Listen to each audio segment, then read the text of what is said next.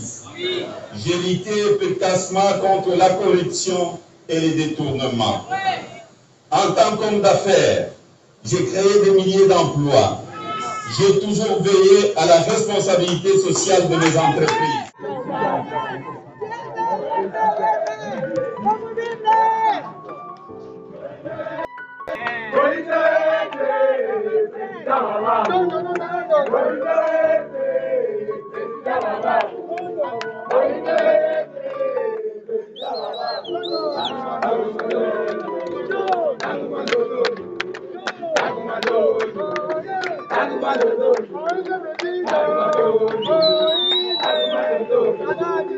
Merci pour cette question. En fait, ce qui était au centre de cette convention, d'abord, c'était une convention organisée pour examiner les enjeux de l'ère. Là, je cite, il y a les élections qui pointent à l'horizon. Vous allez vous rappeler, il y a 10 jours au moins, notre président national a intervenu dans une interview de la RFI et France 24. Là, il avait annoncé à la grande surprise de tous les Congolais son souhait d'être candidat aux élections présidentielles de 2023. Voilà pourquoi, même au cours de cette interview, il a dit que je vais avaliser cette candidature dans les assises de Lubumbashi, qui devaient normalement commencer le 19.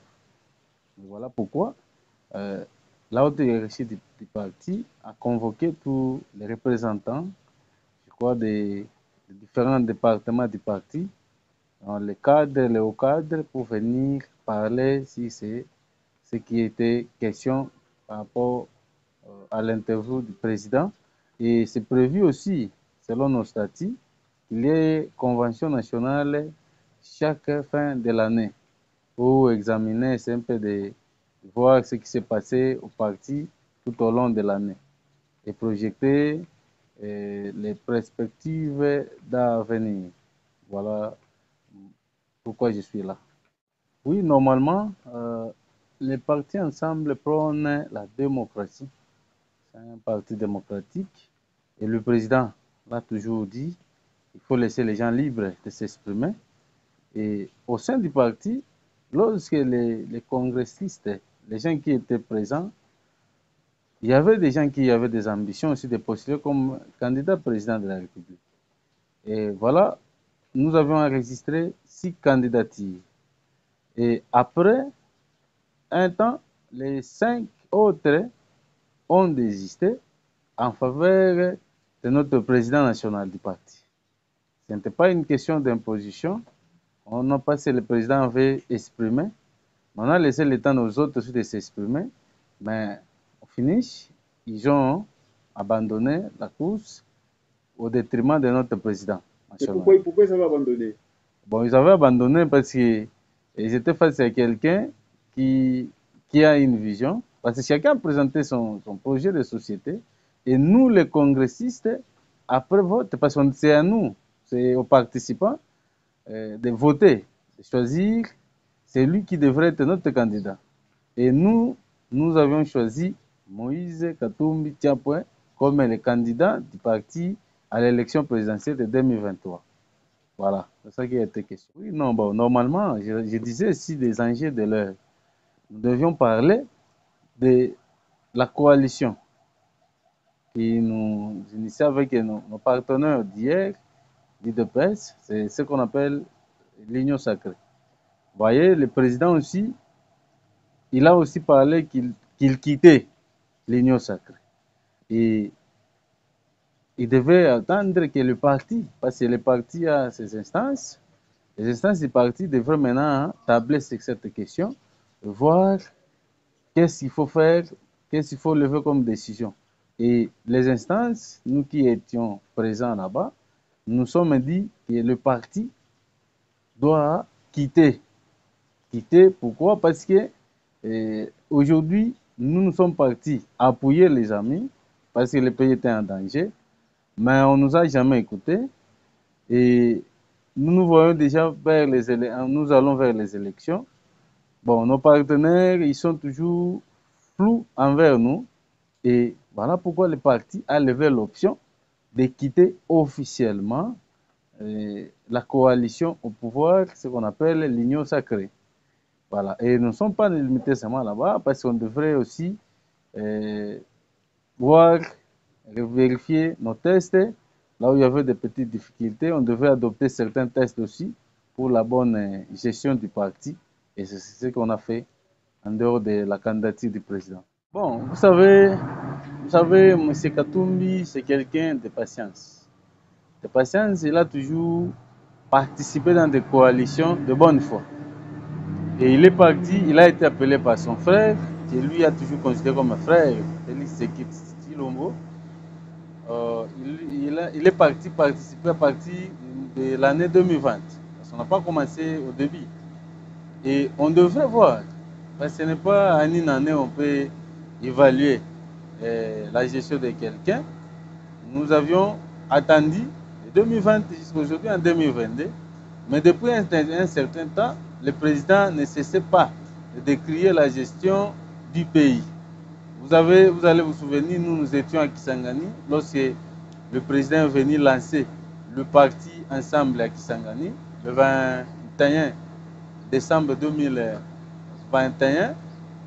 Il a bien dit, il a parlé, lorsqu'il parlait devant le public, il a dit: est-ce que vous êtes content? Vous êtes content par rapport à ce qui se passe avec les rames?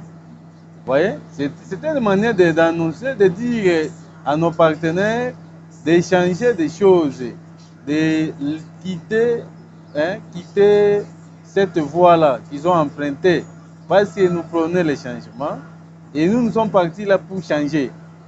On ne nous a jamais aussi écoutés parce que les présidents donnaient toujours des pistes de solutions. Bon, le pouvoir, vous voyez, est corrompu.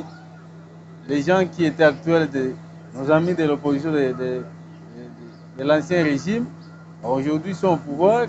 Ils ont même oublié, l'essentiel. Ils ont oublié ce qui est condamné, ce qui est fustigé la fois passée.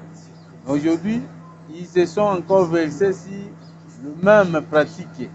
Donc, c'est-à-dire, pour nous, nous avons vu les mêmes causes produisant les mêmes effets. Et lorsqu'on n'est pas écouté, on doit quitter.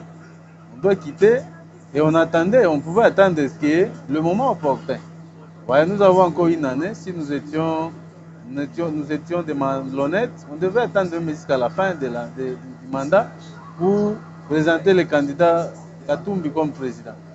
Mais nous avons laissé une année et nous sommes décidés de mener notre chemin autrement, chercher les changements tant attendus par la population congolaise, parce que dans nous-mêmes, ensemble aussi, c'est un grand parti.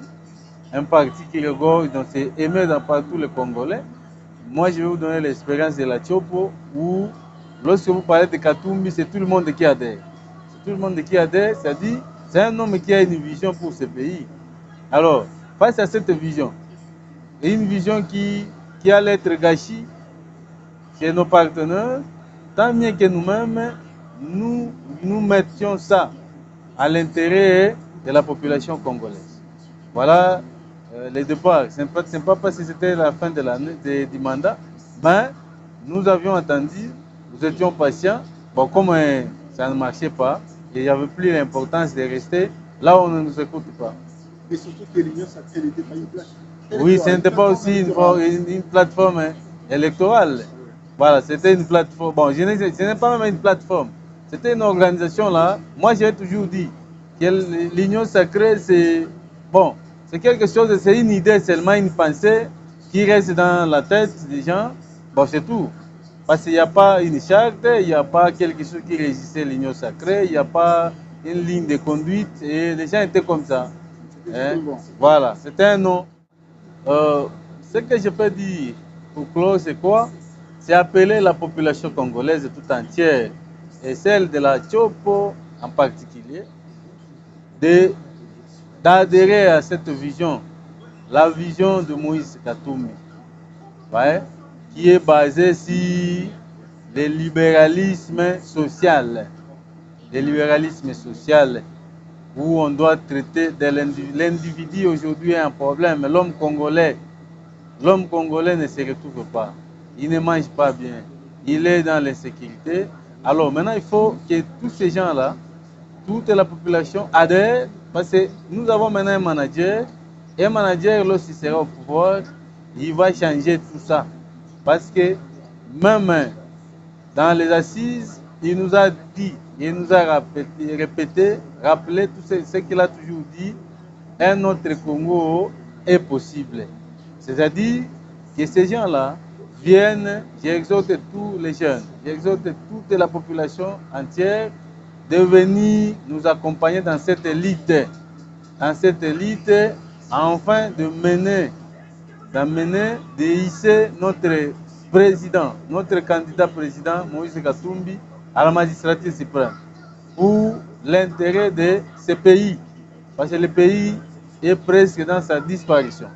Et nous avons maintenant l'homme qui veut construire l'État, un pays où la paix va régner, la justice sera pour tous, et ainsi de suite. Merci beaucoup, M. Fisson. Merci.